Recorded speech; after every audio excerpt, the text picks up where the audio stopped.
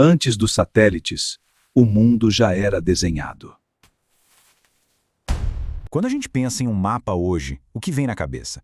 Provavelmente um aplicativo no celular, né, mostrando a rota mais rápida, onde tem trânsito, o melhor lugar para tomar um café. Mapas são ferramentas de precisão, de navegação. Mas olha, nem sempre foi assim. Na Idade Média, os mapas contavam uma história completamente diferente. Uma história que leva a gente para um mundo moldado não pela ciência, mas pela fé. Vamos mergulhar nessa história. Dá uma olhada nisso aqui. Este é o Mapa Mundi de Hereford, feito lá na Inglaterra por volta do ano 1300. E, à primeira vista, ele parece estranho. Para não dizer errado, os continentes são meio tortos, tem uns monstros nas bordas e a geografia parece pura fantasia. Definitivamente não serve para ir de um ponto A a um ponto B. O que será que estava passando na cabeça de quem fez isso?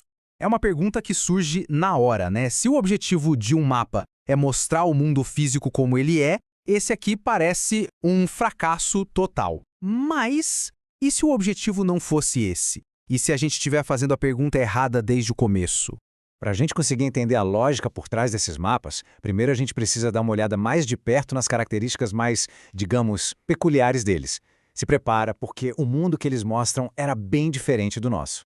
Vamos analisar os detalhes. Primeiro, Jerusalém, e não algum outro lugar. Está bem no centro de tudo. O topo do mapa não aponta para o norte, mas sim para o leste, onde o sol nasce. O Jardim do Éden, com Adão e Eva e tudo mais, é tratado como um lugar geográfico real, lá na Ásia. E o Mar Vermelho? Bom, ele está literalmente pintado de vermelho vivo. Para completar, as bordas do mundo conhecido estão cheias de criaturas fantásticas e raças monstruosas. Do ponto de vista da ciência moderna, é um desastre completo.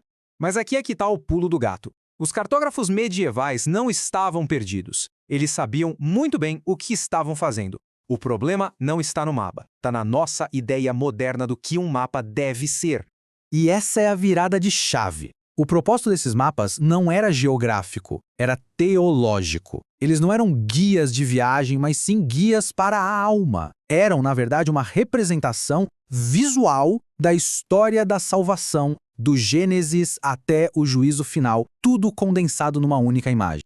Essa citação resume perfeitamente a visão de mundo da época. O mundo, ou mundus em latim, não era só um espaço neutro para ser medido. Era uma criação divina, cheia de significado, de ordem, de propósito. Cada lugar tinha uma qualidade, um lugar numa hierarquia espiritual.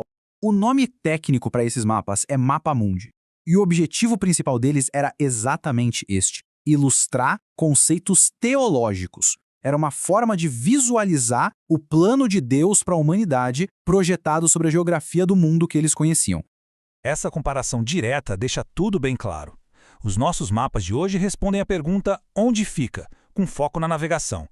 Já os mapas medievais respondiam uma pergunta muito mais profunda: o que isso significa? Eles não buscavam uma objetividade científica, mas um significado teológico simbólico. O centro do nosso mundo é uma linha imaginária. O centro do mundo deles era o coração da fé, Jerusalém. Então tá. Como é que se lê um mapa desses? Eles têm uma linguagem visual própria, uma espécie de gramática da fé que a gente precisa decodificar para entender. A maioria desses mapamundi seguiu uma estrutura básica, que a gente chama de TO. Pensa assim, o O é o oceano que circula o mundo todo. O T é formado pelas águas, o mar Mediterrâneo é a haste vertical, e o rio Nilo e o rio Dom formam os braços horizontais, dividindo a Terra nos 3 continentes que eles conheciam.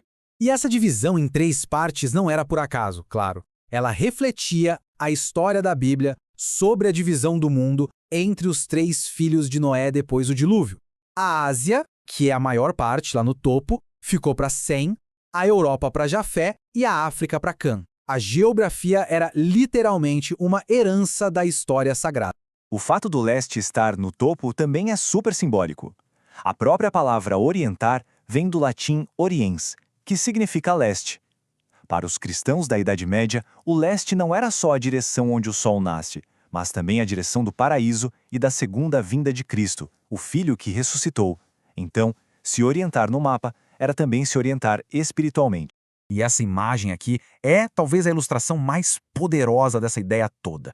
O mapa de Ebstorf, que infelizmente foi destruído na Segunda Guerra, mostrava o mundo como se fosse o próprio corpo de Cristo. A cabeça dele está no topo, no leste, no paraíso, as mãos estão ao norte e ao sul, e os pés na base. E Jerusalém?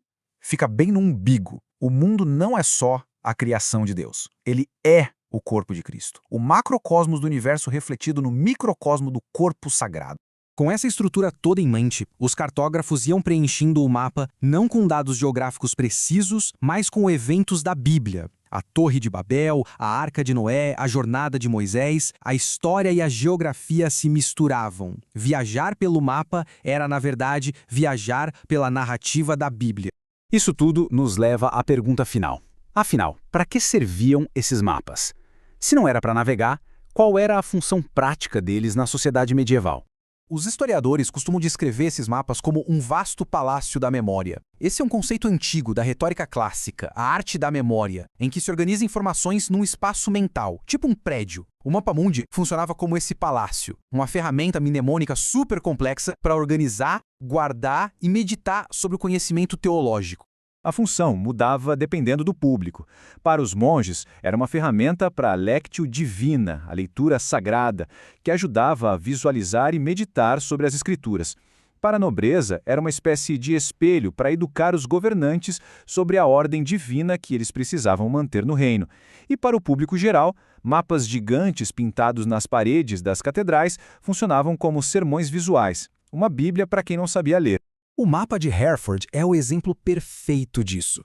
Lá no topo, acima do mundo todo, a gente vê Cristo no juízo final. A mensagem para quem olhava era bem direta. Este mundo, esta história, está caminhando para um julgamento final. A sua vida, a sua salvação, fazem parte dessa grande narrativa cósmica.